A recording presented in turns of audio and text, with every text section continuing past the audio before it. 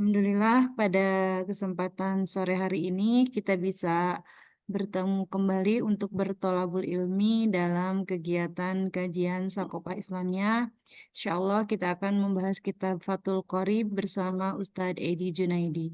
Mangga bagi Bapak Ibu yang sudah memiliki kitabnya boleh sambil dibuka dan nanti dipelajari bersama dibimbing oleh Ustadz Edi. Untuk keberkahan kegiatan kajian pada sore hari ini, kita buka terlebih dahulu dengan bersama-sama membaca basmalah dan sholawat. Bismillahirrahmanirrahim. Bismillahirrahmanirrahim. Allahumma sholli ala sayyidina Muhammad. Mangga kepada Ustadz Edi dipersilahkan untuk menyampaikan materi pada sore hari ini. Ya baik, terima kasih. Assalamualaikum warahmatullahi wabarakatuh. Waalaikumsalam warahmatullahi wabarakatuh. Bismillahirrahmanirrahim. Alhamdulillahirabbil alamin. Allahumma sholli wa sallim wa barik ala sayyidina wa maulana Muhammadin wa ala alihi wa ashabihi ajma'in, amma ba'du.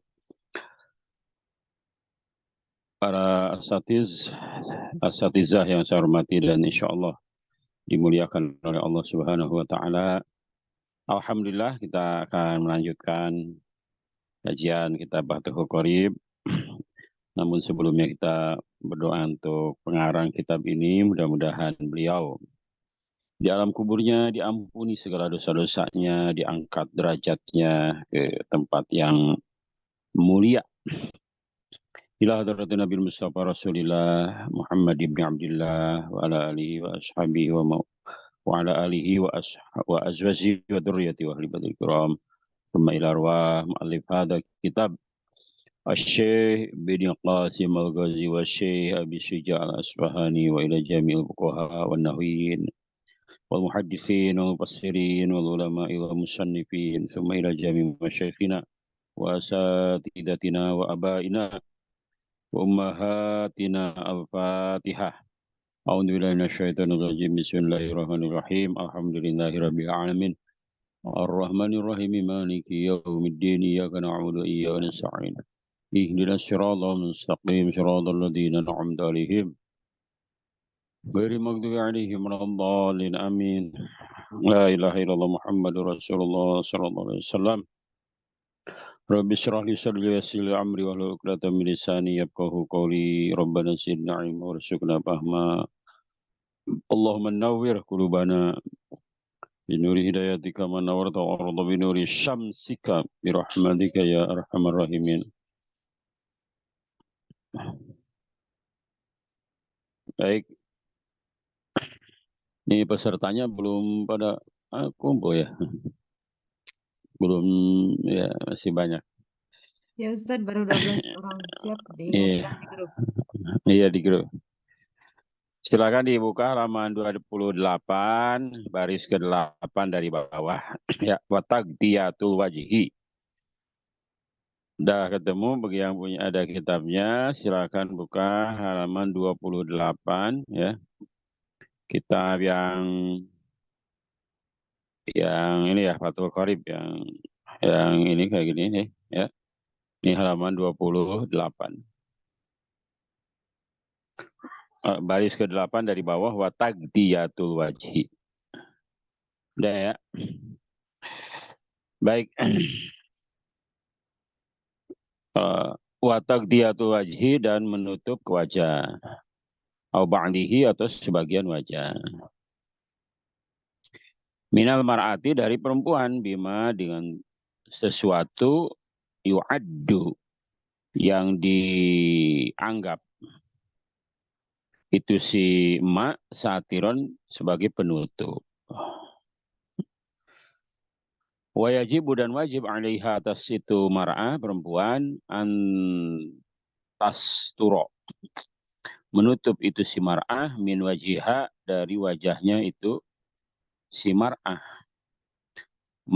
pada sesuatu pada perkara la ta'atta ya ta'at la ya ta'attu yang tidak bisa apa satru jami'ir ra'si menutupi semua kepala illa kecuali bihi dengan itu emak. Ini tentang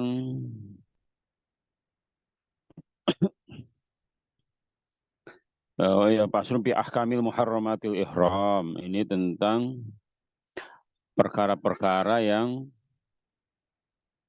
diharamkan selama ihram. Ada berapa? Itu ada 10 ya. Jadi kalau kita lagi ihram ada 10 perkara yang dilarang. Kalau melanggar kena dam. Damnya apa? Nyembelih kambing. Kalau ada uangnya. Kalau nggak ada uangnya, sedekah kepada 6 orang fakir miskin. Nggak ada juga, ya udah puasa 3 hari. Itu tuh. Kalau apa? Kalau melanggar larangan-larangan ihram. Yang 10 itu kemarin sudah sebagian ya. Satu, memakai pakaian yang berjahit. Lubsul mahid. Dua, tagtiyatur roksi, menutup kepala. Bagi laki-laki, kalau bagi perempuan wajib ditutup. Yang ke apa? Dan watag dia tuh masih rangkaian yang kedua kayaknya ini. Watag dia tuh wajhi, dan menutup wajah au ba'dihi, atau sebagian wajah. Jadi kalau bagi laki-laki dilarang menutup kepala, kalau bagi perempuan dilarang menutup wajah, baik seluruhnya ataupun sebagian. Maka bagi yang biasa pakai cadar, ya, wajib dibuka cadarnya kalau sedang ihram, karena nggak boleh. Nah, menutupnya pakai apa? Ya, bima yu'addu, yang dianggap satiron, sebagai penutup wajah. Nah, kecuali kalau kemarin waktu pandemi pakai masker ya boleh, karena ada alasan tertentu untuk ditutup wajahnya. Jadi kalau demi kesehatan sih nggak apa-apa, boleh. Yang tidak boleh itu kalau alasan alasan syariat ya. Justru syariatnya melarang. Makanya ya kenapa begitu? Ya memang udah begitu. Itu ya. Jadi menutup wajah.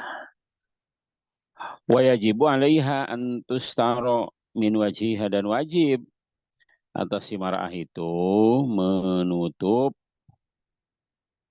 wajahnya dengan sesuatu layat atas satru jami'ir roksi, yang tidak bisa apa menutup semua kepala ilabihi dengannya. Jadi misalnya begini, yajibu alaihan, harus wajib dan wajib alaiha atas situ si mar'ah antas turo, apa menutup si mar'ah min wajiha. Oh gitu. Jadi kecuali begini, si kepalanya itu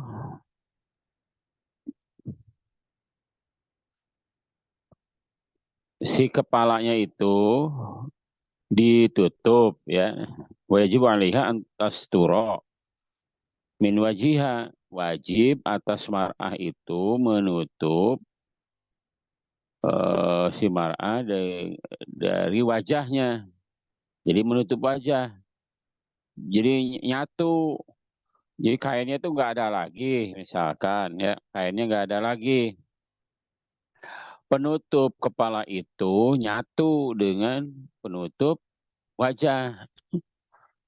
Maka kalau itu mah ya karena nggak ada lagi, karena yang harus lebih diprioritaskan kan menutup kepalanya.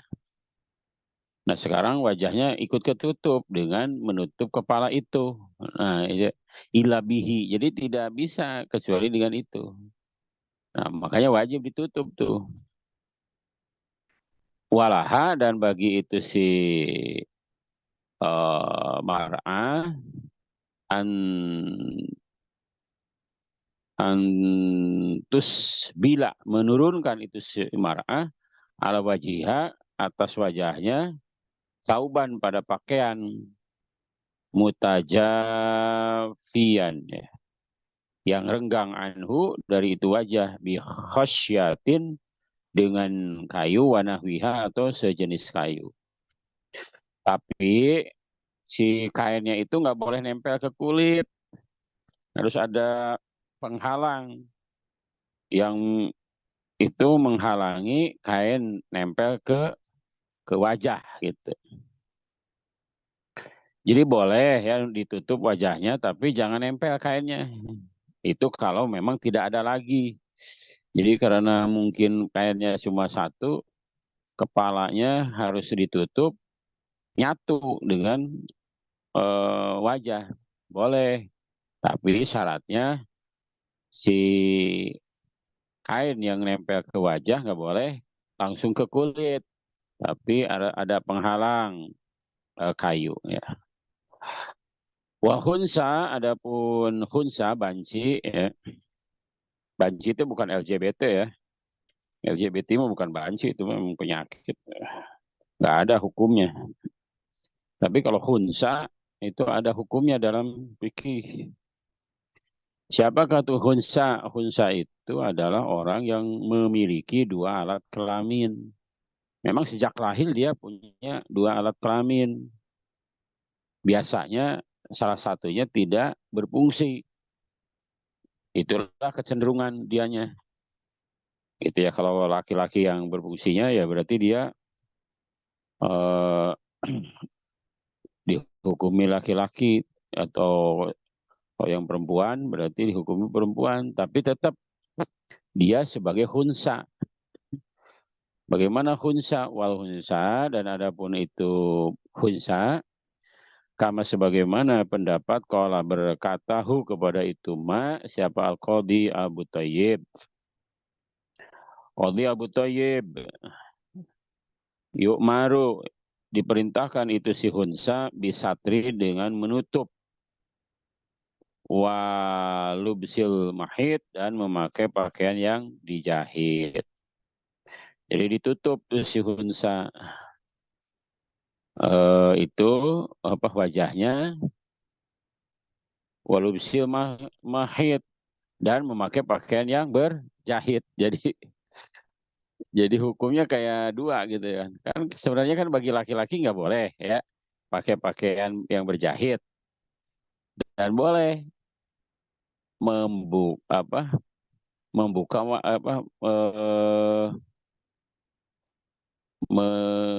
membuka wajah boleh. Artinya nggak ditutup wajahnya, tapi boleh membuka kepala, nggak pakai peci. Nah, hunsa itu wajahnya ditutup, boleh pakai pakaian yang berjahit. Gitu. Wa amal pidyatu, dan adapun pidyah di maka itu sila di alaihi atas itu ladi apa al jumhuru, kebanyakan ulama jumhur ya, anau sungguhnya itu si hunsa in sataro, jika menutup itu si hunsa wajhahu pada wajahnya, aurat sahu atau kepalanya, lam tajib maka tidak wajib apa al pidyatu pidyah. Jadi kalau si hunsa menutup wajahnya dan kepalanya, wajah kepala, kalau laki-laki kan menutup kepala kena dam gitu ya. Tapi kalau hunsa enggak, lam tajib tidak wajib apa fidyatu fidyah. Disyaki karena mang-mang ragu, wa in sataro, dan jika ia menutup itu si hunsa huma pada keduanya, artinya itu wajah dan rosun, wajabat maka wajib itu fidyah. Oh, jadi gini. Jadi insataro wajhahu ao rosahu. Jadi salah satunya ya. Jadi siun saja boleh menutup wajahnya boleh atau menutup kepalanya salah satunya ya. Nah, tapi kalau keduanya ditutup ya wajah dan roksun kepala maka wajib fidyah begitu. Itu yang kedua ya tentang larangan ihram berpakaian. Wasal itu dan yang ketiga adalah tarjilu aitasrihu yaitu menyisir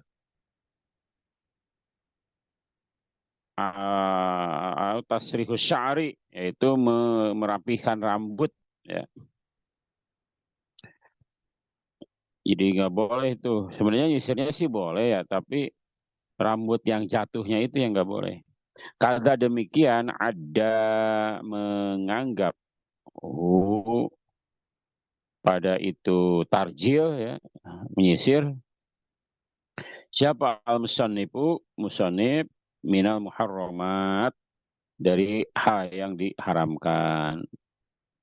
Lakin tetapi alladzi pendapat yang itu fi syarhil muhadzab dalam syarah muhadzab annahu sungguhnya itu tarjil makruhun makruh saja. Jadi lebih baik memang tidak nyisir ya karena dikhawatirkan rambut akan jatuh. Kalau rambut jatuh itu kena adam nyembelih kambing. Kecuali kalau memang tidak disengaja. Artinya kalau tiba-tiba buka kerudung, nempel tuh rambut di kerudung. Nah itu tidak sengaja. Mungkin rambutnya rontok. Wakada dan demikian juga itu apa makruh hakus sya'ri menggaruk rambut bidupri dengan kuku. Nah hati-hati tuh rambut karena gatal gitu digaruk makruh itu karena khawatir apa khawatir kena ini apa kena dam. Indikatornya apa kena dam ya kalau rambutnya jatuh kena dam habis ya. Jadi umroh haji itu memang harus hati-hati ya apalagi uangnya terbatas itu bisa bisa kena dam itu ongkos dam bisa melebihi ongkos naik haji, umroh atau haji dam aja mulu ya. Banyak yang nggak dibayarkan dam tuh ya biarin aja. Jadi saya kalau ngebimbing itu ibu bapak dam ini adalah hubungan langsung dengan Allah bukan dengan travel. Ibu mau bayar ya silahkan, nggak juga silahkan. Itu urusan masing-masing. Yang jelas aturan fikihnya begini. Mau dilaksanain ya boleh, nggak juga ya resiko itu mah. Makanya harus manasik. Orang yang nggak tahu ilmunya, orang yang nggak manasik, itu nyaris umroh hajinya itu batal. Nyaris ya. Kenapa? Ya bagaimana nggak batal? Dia aja larangan ihramnya banyak yang dilanggar.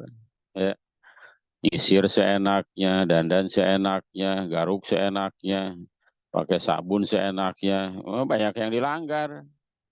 Ya kalau secara fikih nggak sah, mau bagaimana diterima oleh Allah kan syariat itu kan yang harus dilakukan ada rukun ada apa wajib ada ya sunnah itu kan beda-beda dalam indikator pelanggarannya.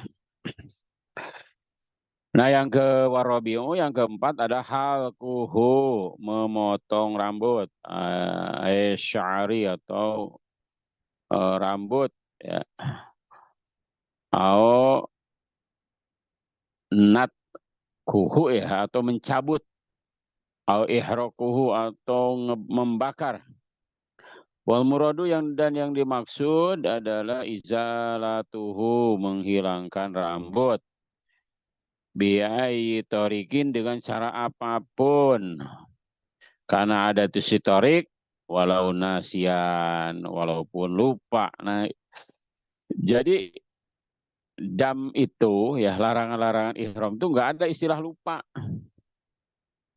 Aduh lupa pakai sabun, ya nggak ada, udah bayar aja damnya. Aduh lupa gunting kuku, tetap walaupun lupa.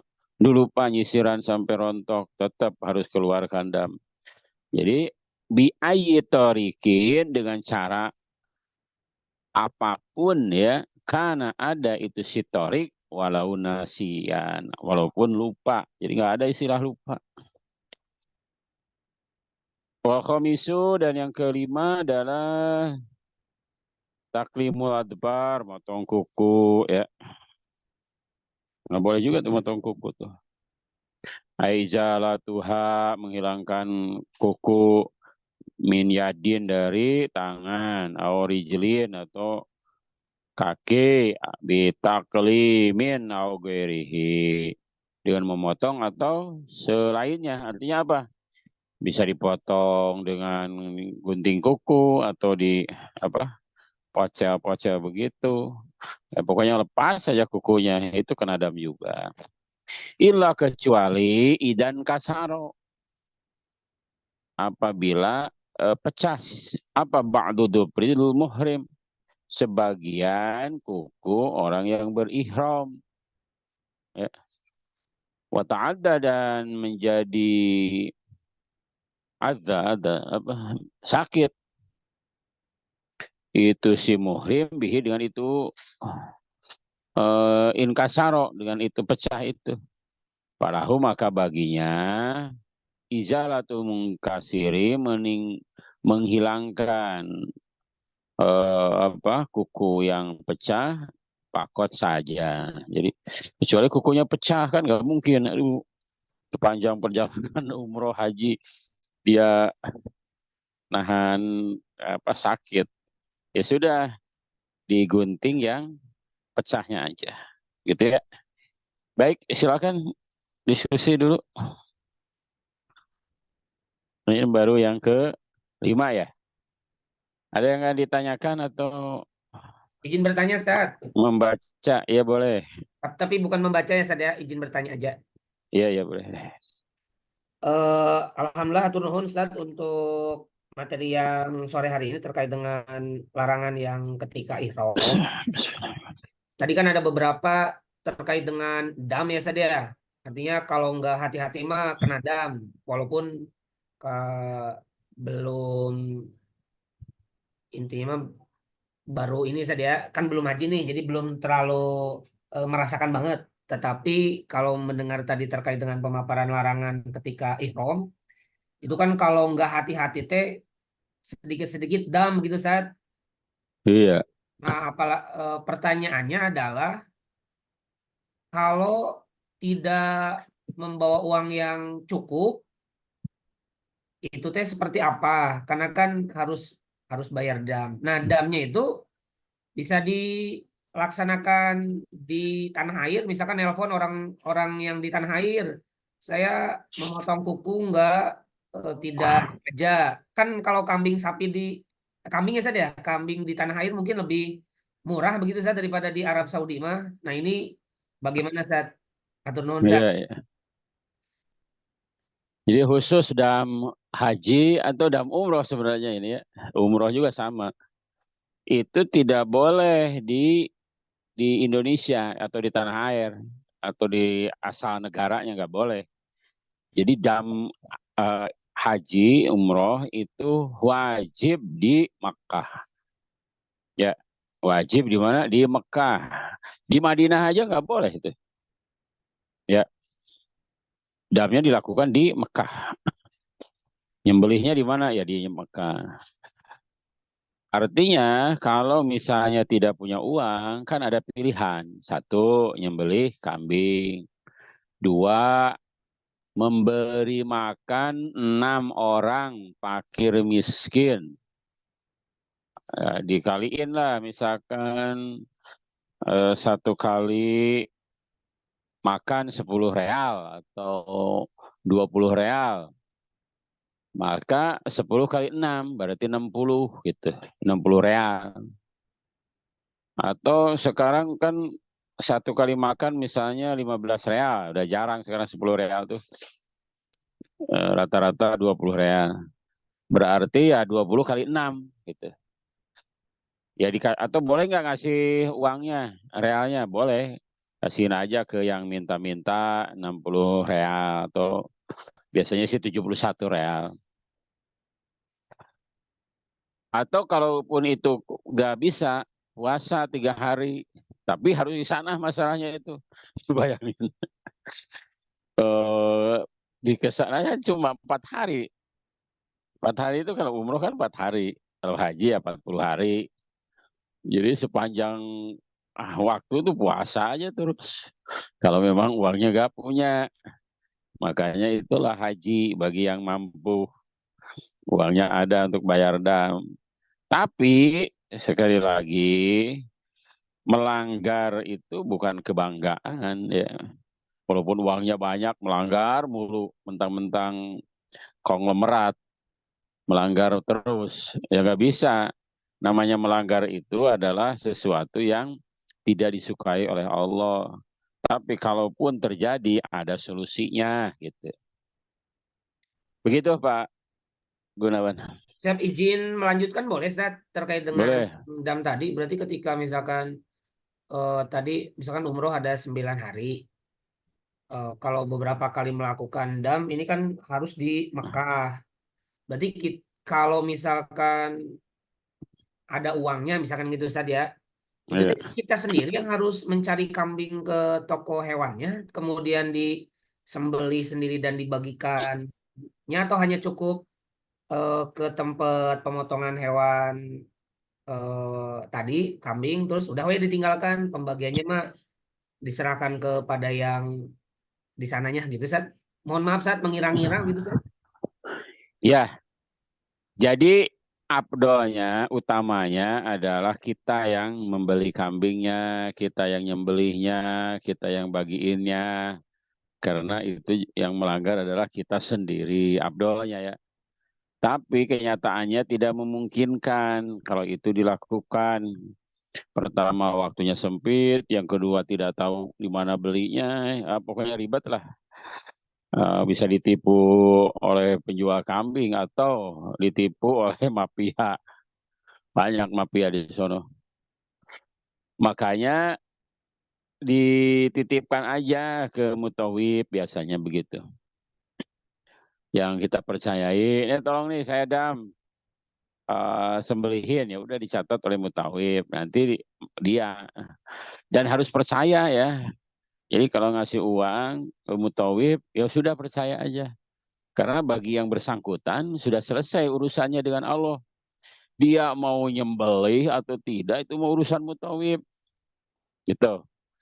Urusan dia dengan Allah udah selesai. Nggak usah ditanyain dulu itu udah disembelih belum. Terus ya ditanyain, ntar dibalikin lagi uangnya. Gue mau percaya enggak sih nitip. Kalau nggak percaya sembelih aja sendiri sono. Gitu ya. Jadi dititipin di mutawib. Simpelnya seperti itu. Dan itu sah juga. Siap Ustaz, hatur nuhun Ustaz. Ya, enggak. Silakan yang lainnya ada yang ditanyakan, didiskusikan atau menambah, menyanggah, boleh apa aja dah. Membaca boleh. Alhamdulillah. Silakan. Ini berapa orang nih? 36 banyak. Oh ya, ini mungkin pertemuan terakhir atau enggak ya? Saya nggak tahu ya.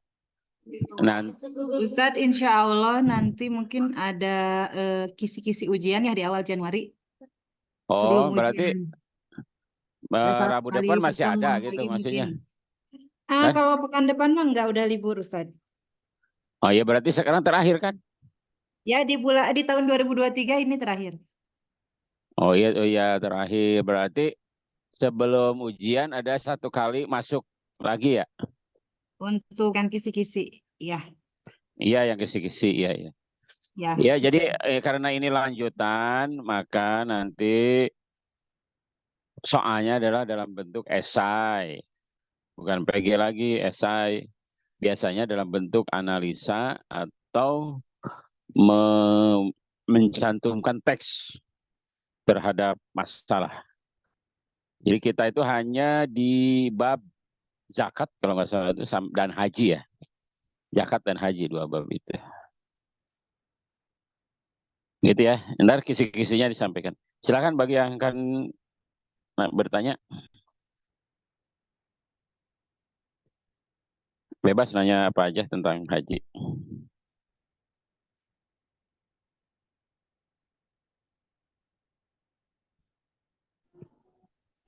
Bismillah Ada? Ustaz, izin bertanya Ustaz. Iya. Izin saya dengan Muhammad Adi Abdullah, kaitannya dengan pertanyaannya adalah bagaimana hukumnya istilahnya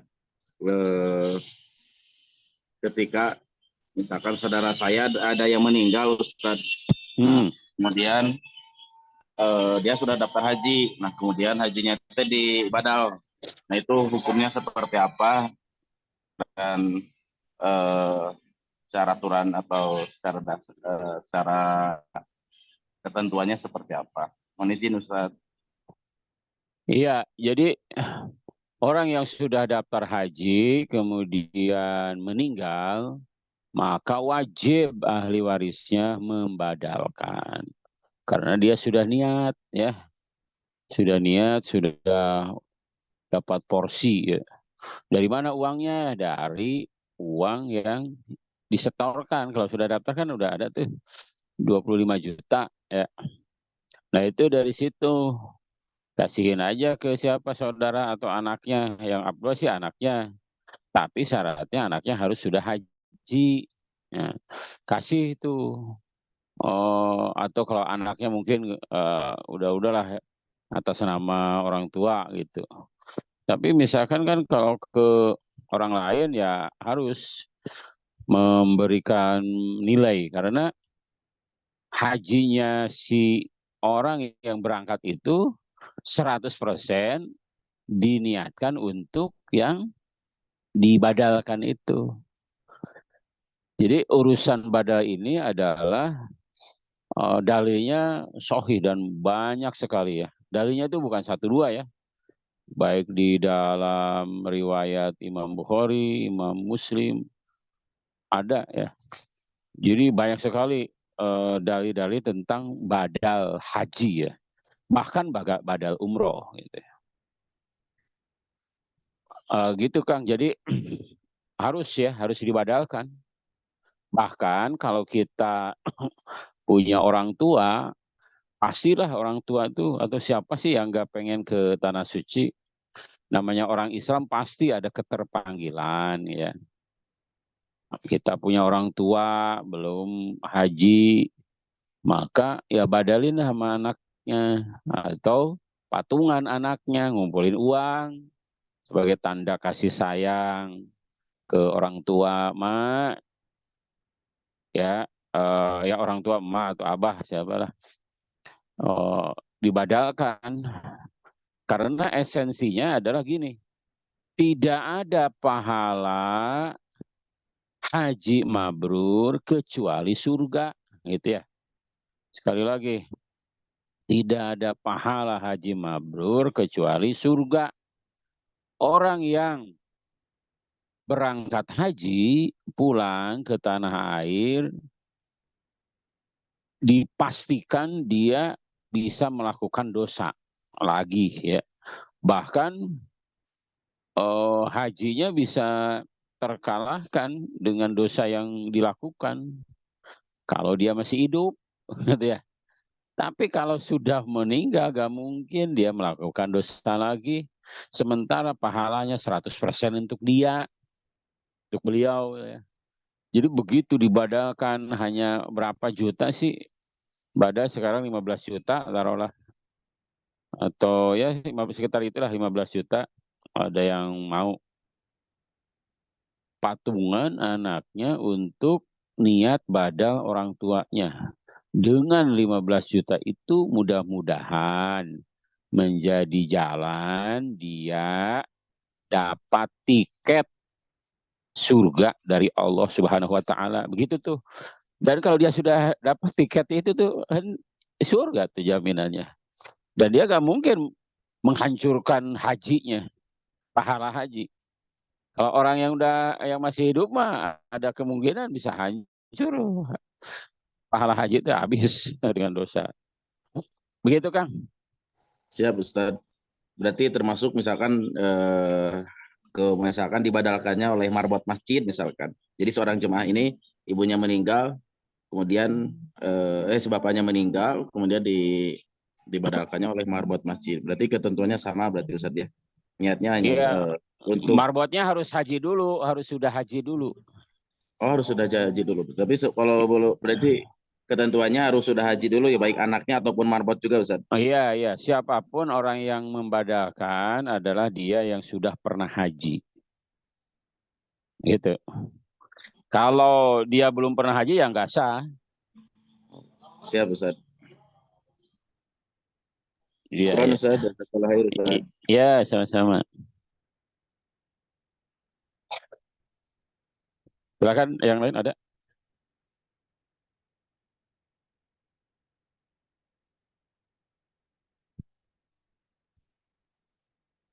Ada pertanyaan lagi, silakan. Ustaz nanya lagi nggak apa-apa Ustaz? Nggak apa-apa, silakan. Siap, izin Ustaz, Santri Gunawan Ustaz. Eh kalau zakat malma kan ada dikeluarkan kalau mencapai nisabnya ya Ustaz ya 85 gram. Kalau untuk haji itu kan ada tambahan kalimatnya bagi yang mampu, walaupun kalau berdasarkan yang disampaikan oleh AA ketika kajian Sankar, banyak yang berangkat haji justru bukan dengan materi atau dengan hartanya sendiri.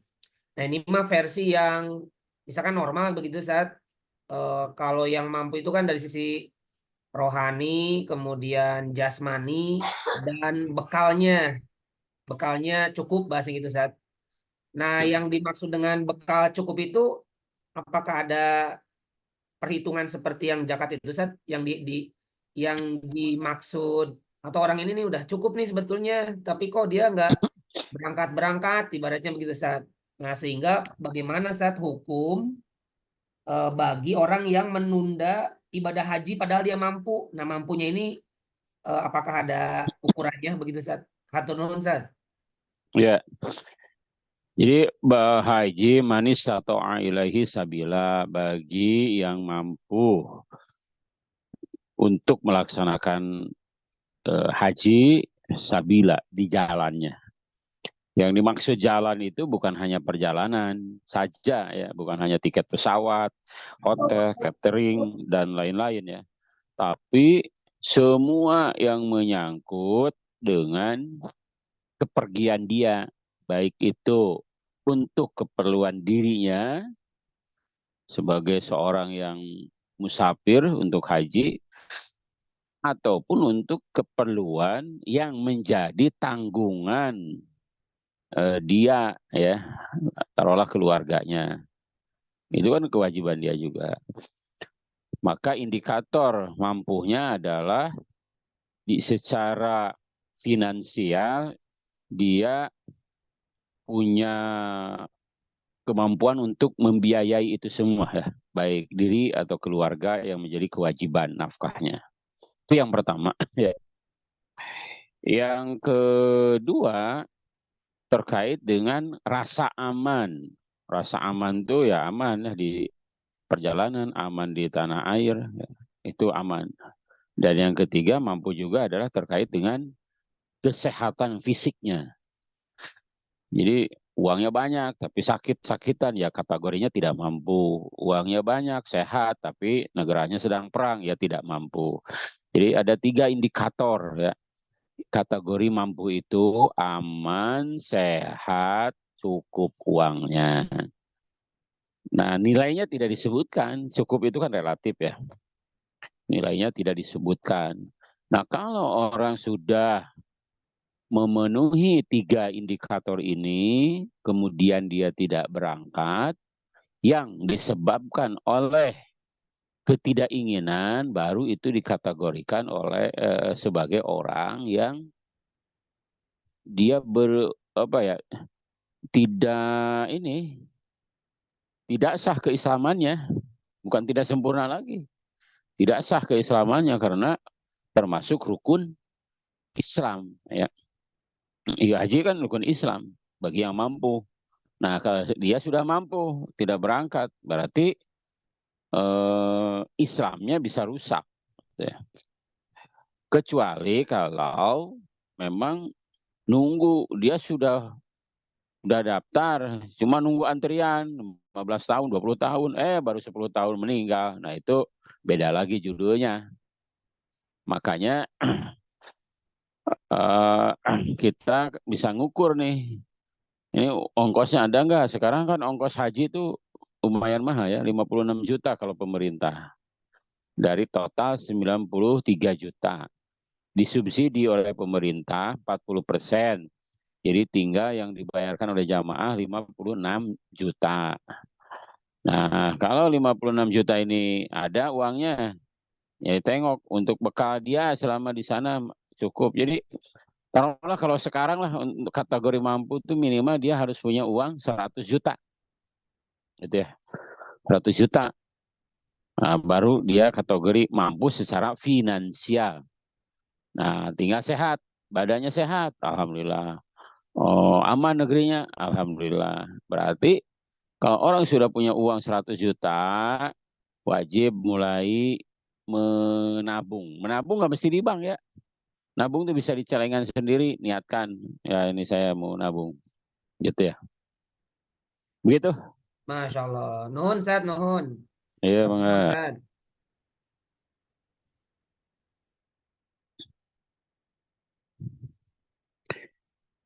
Halo, ini masih ada waktu nggak? Ini jam berapa?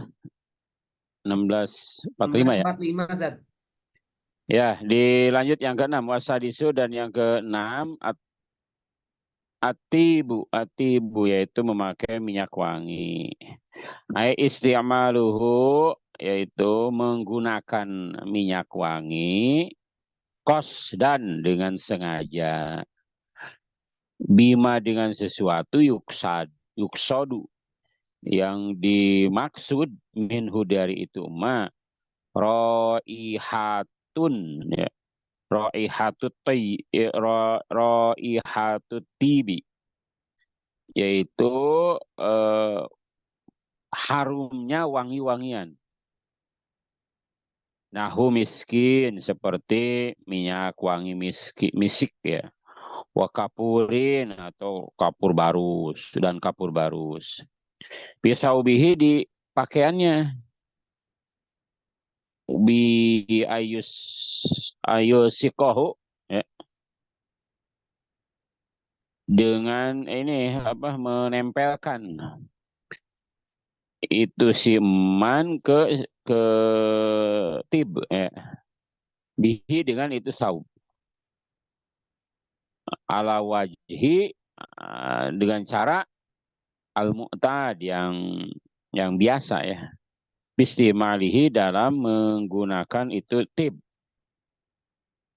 Wa piyadaihi dan di badannya. Zahirihi bagian luarnya. Wa batinihi dan bagian dalamnya. Ka'aklihi seperti memakan itu si muhrim atiba pada itu minyak wangi ya. Walaparko dan tidak ada perbedaan fi musta'amili tibi dalam menggunakan itu minyak wangi baina kaunihi antara adanya itu si istimal rojulan laki-laki awim ro'atan atau perempuan akhsama akhsama ya hidungnya ya karena ada itu si istimal itu aula atau tidak ada. Jadi intinya yang keenam ini adalah memakai minyak wangi, nggak boleh lagi ihram pakai minyak wangi baik di badan ataupun di pakaian. Dengan cara minyak wangi itu digunakan lumrahnya lah kebiasaannya seperti apa. Kalau badan ya dua-duanya dohir dan batin. Dohirnya dioleskan bagian luar ke kulit, batinnya dimakan. Masa minyak wangi dimakan ya? Tapi ya mungkin ada juga ya.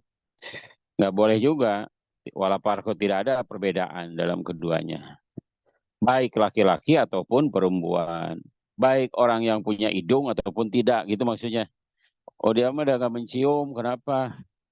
Karena lagi pilek, jadi nggak kecium baunya. Ya sama aja. Bahkan orang akhtam itu adalah orang yang nggak punya hidung atau hidungnya normal.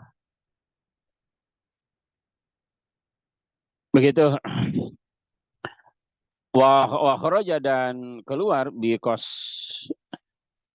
apa ya? Because dan dengan lafaz qasdun apa ma perkara lau alqot kalau lah menempelkan alaihi kepada itu si ihram muhrim arihu angin tiban pada wangi-wangian au ukriha atau dipaksa itu si muhrim ala isti'malihi untuk memakainya au jahila atau tidak tahu itu si muhrim tahrimahu kepada haramnya itu tib au nasya atau lupa itu si muhrim annau sungguhnya itu muhrim muhrimun orang yang sedang ihram. Painahu maka sungguhnya itu si muhrim la fidyata tidak ada fidyah alaihi apas itu muhrim. Jadi syaratnya minyak wangi itu kalau apa? Kalau menempelkan dengan sengaja. Tapi kalau tiba-tiba terciprati, terbawa angin, itu ya orang lagi numpahin minyak wangi, angin besar, nempel ke kita. Bagaimana tuh? Maka itu tidak mengapa. Atau dipaksa orang, kan biasanya ada orang yang apa nempelin minyak wangi itu ke baju-baju tiba-tiba gitu kan.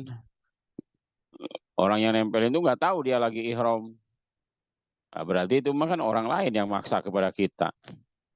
Atau lupa karena tidak ikut manasik, dikira minyak wangi itu boleh, malahan dipakai. Nah itu karena jahil dia. Atau lupa, nah lupa dia sedang ihram. Maka tidak mengapa. Lapi di atas tidak ada fidyah, tidak ada dam alaihi kepada itu si muhrim.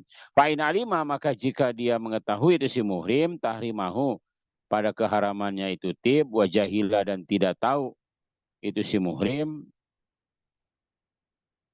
wajahila dan ia bodoh itu si muhrim al fidyata kepada denda wajabat maka wajib itu fidyah. Tapi kalau dia tahu keharamannya dan tidak tahu itu si muhrim, maksudnya gimana ya? Jika ia tahu namanya dan tidak tahu akan kewajiban fidyahnya. Oh, jadi dia tahu ya, yang ikut manasik kalau udah pengetahuan udah sampai kepadanya, tapi dia tidak tahu bahwa itu tuh harus bayar fidyah. Maka hukumnya gimana? Wajib tapi harus bayar fidyah. Begitu ya. Wallahu alam. Udah jam berapa nih? Jam 16.52. Saya kira dicukupkan sekian dulu ya. Kalau ada yang mau ditanyakan silahkan. Ada waktu 8 menit. Silakan. Tadi izin bertanya. Iya boleh. Ustadz, kalau berdasarkan yang saya tahu ya, bahwa pendapat para ulama itu untuk denda dalam bentuk uang itu kan tidak diperbolehkan ya Ustadz. Bahkan ada yang mengharamkan begitu. Nah, kalau tadi dam itu kan ada yang bentuknya uang ya. Nah, itu apakah dam ini sama dengan denda atau gimana Ustadz? Dam itu Ya dam itu adalah ya denda. Dam itu mengalirkan darah aslinya. Ya, dam itu kan bidam dengan darah kan Palestina itu bidam. Aslinya itu dam itu adalah mengalirkan darah ya. Yaitu menyembelih kambing atau unta atau sapi. Itu disebut dam ya, mengalirkan darah. Namun para ulama itu mengkaji dengan sangat-sangat seksama. Tidak terbayangkan kalau semua orang harus damnya menyembelih, mengalirkan darah. Tidak terbayang apanya, bangkrut. Iya kalau orangnya punya uang, kalau nggak punya gimana? Makanya dalam kajian fikih, para ulama mengkaji dengan seksama. Jadi dam itu ada 3 jenis. Satu, ada dalam Al-Quran sebenarnya ada itu ya. Dalam Al-Quran lupa saya ayatnya berapa ya. Ada dalam Al-Quran itu pembagian dam itu. Jadi tidak mesti dam itu harus dengan nyembelih enggak ya.